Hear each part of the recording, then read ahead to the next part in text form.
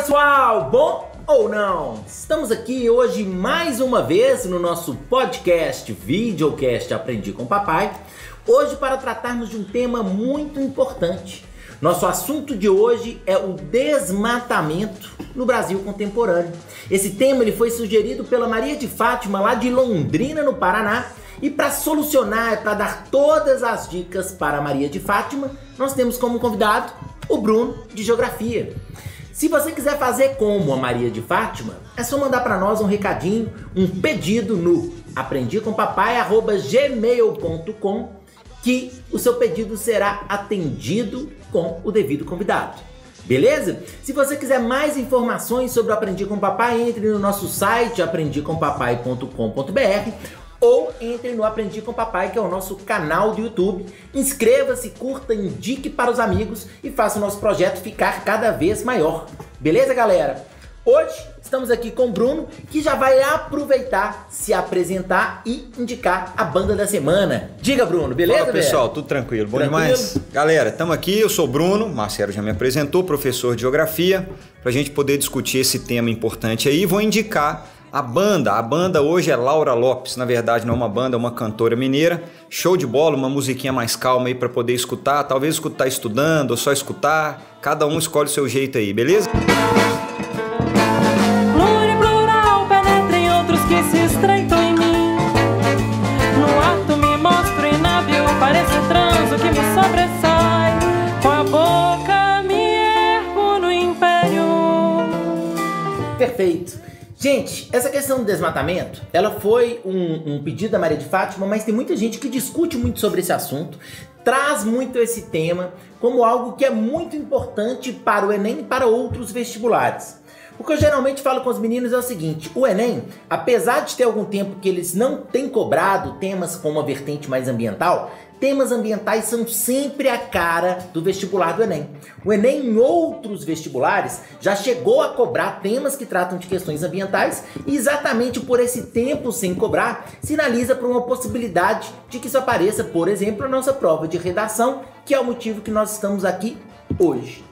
Bruno, por que é importante conversar sobre desmatamento para o Enem e para a redação do Enem? Legal. Bom, seguinte, galera, quando a gente pensa no desmatamento, primeira coisa que a gente tem que pensar, por que desmatamento é importante? Claro que a gente pode cair no senso comum, porque ter árvore é importante, porque a biodiversidade é importante, porque equilíbrio ecológico é importante. Mas pensando no Enem, desmatamento ou questões ambientais de modo geral são importantes porque a gente pode chamar, na teoria da coisa, como temas transversais. Ele abrange essa questão ambiental, incluindo o desmatamento, uma série de outros temas. Então ele é, na verdade, o motivo de outros temas serem cobrados. Você pensar em temas ambientais, no nosso caso aqui o desmatamento, ele vai envolver a questão ambiental como um primeiro aspecto, ele envolve questão econômica, questão social e questão política. Então o mesmo tema ele pode abranger outros temas tão importantes quanto. Então ele em si é importante, mas ele é importante também porque ele contempla outros assuntos nos meandros da explicação.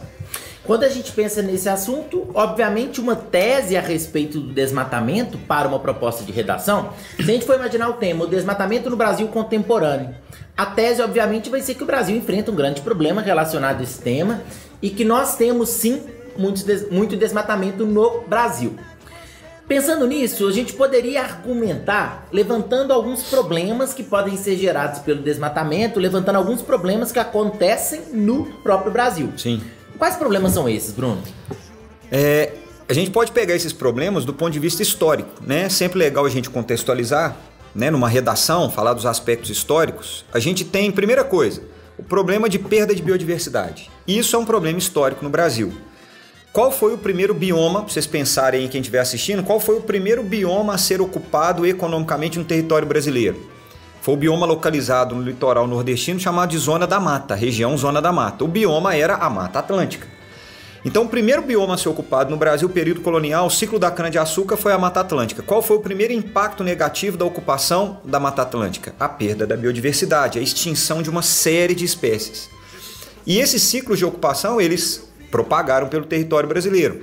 cana-de-açúcar, depois veio o ciclo do café no Sudeste, também ocupando região de Mata Atlântica, ocupação familiar no sul do Brasil, detonando, devastando, quase acabando com a mata de araucária, o Brasil Central com o Cerrado, o norte do Brasil com a Amazônia. Então, o Brasil são ciclos de ocupação do território, cujo primeiro aspecto importante a ser abordado e o mais direto, podemos dizer mais senso comum, é a perda da biodiversidade. Esse é o primeiro de todos.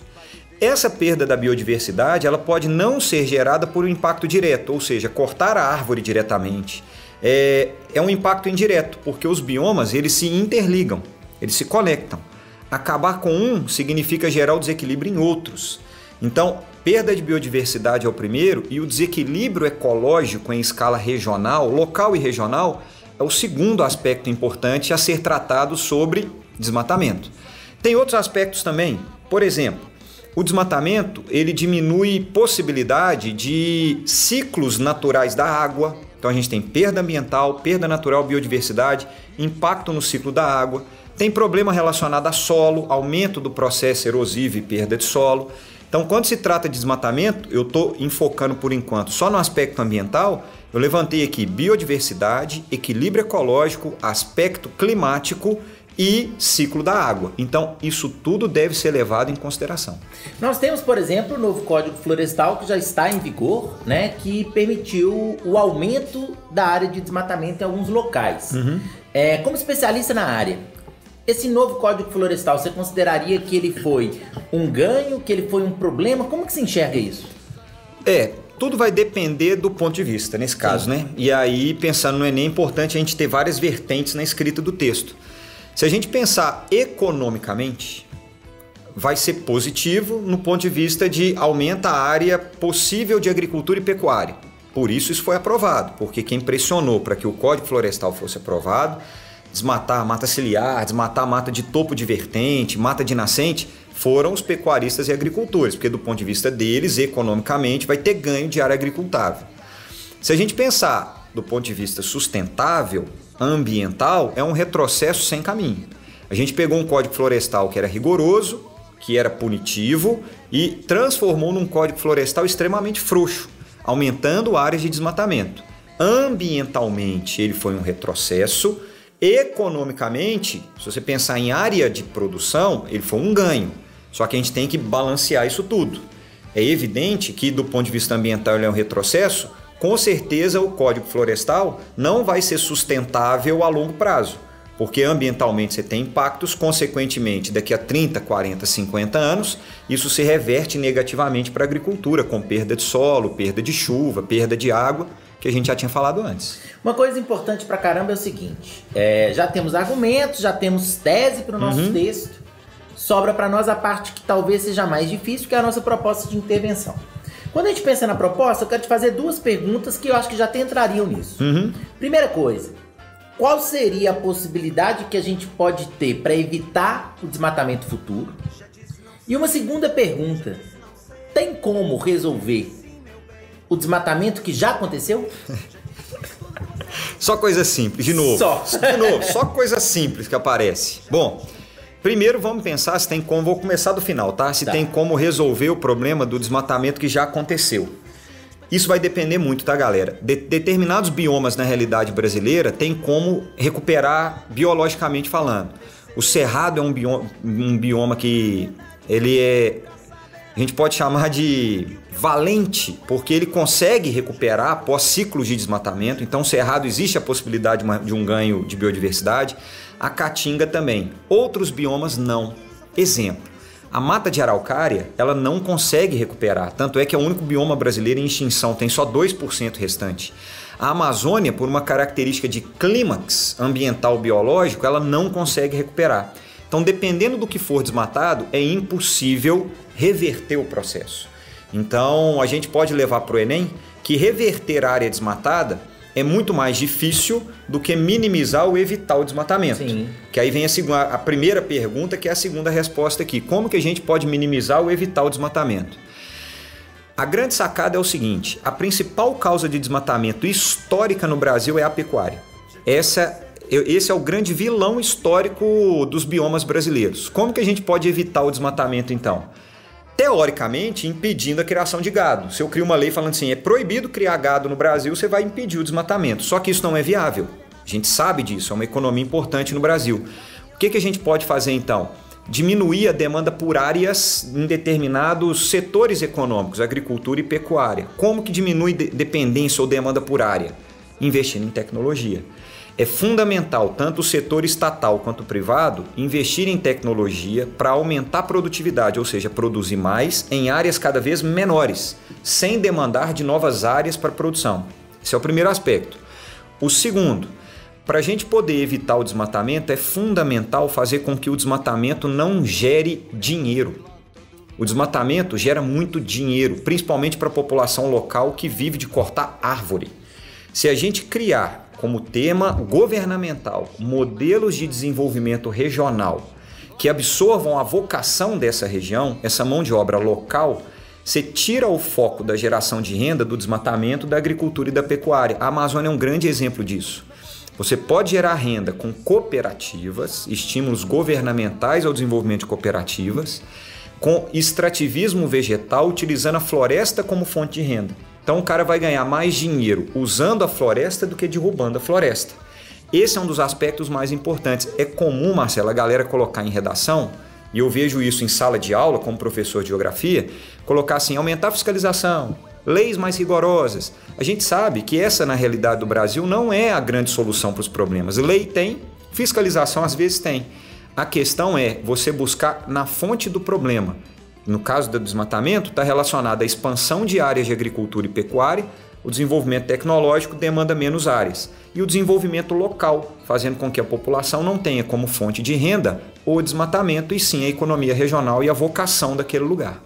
Perfeito, excelente. Acho que o nosso texto já está pronto. Né? Bacana. Eu também acho que ficou estruturado. Eu acho né? que o menino pode sentar agora e escrever, né? Eu espero que sim, né? Que Mas ele consiga fazer isso. Se eu tiver uma dúvida e quiser conversar com você, o que eu faço? Galera, se alguém quiser conversar comigo, rede social, vocês não vão me encontrar porque eu não sou adepto disso, né? Fazer o quê? Apesar de eu estar aqui, né, com vocês no YouTube, mas a rede social em si eu não sou muito fã não. Pode mandar um e-mail para mim. Apesar que tem muita gente que nem sabe o que é e-mail, porque tudo é rede social, mas manda um e-mail, chama brunodqueiroz@gmail.com. Seu Queiroz é com S ou com Z? É com Z. O Queiroz é com Z e sem acento. E aí manda um e-mail lá, se alguém quiser a gente pode trocar ideia, pode trocar informações, fontes de pesquisa, é muito importante também, site, orientar, só trocar uma ideia e mandar lá pra gente. Então beleza, Bruno, valeu demais, velho. Obrigado, gente. Muito obrigado pela presença, até a próxima, tamo junto sempre. Valeu, pessoal, um abraço. Fácil, extremamente fácil, pra você e eu e todo mundo cantar junto. Fácil, extremamente fácil, pra você e eu e todo mundo cantar junto.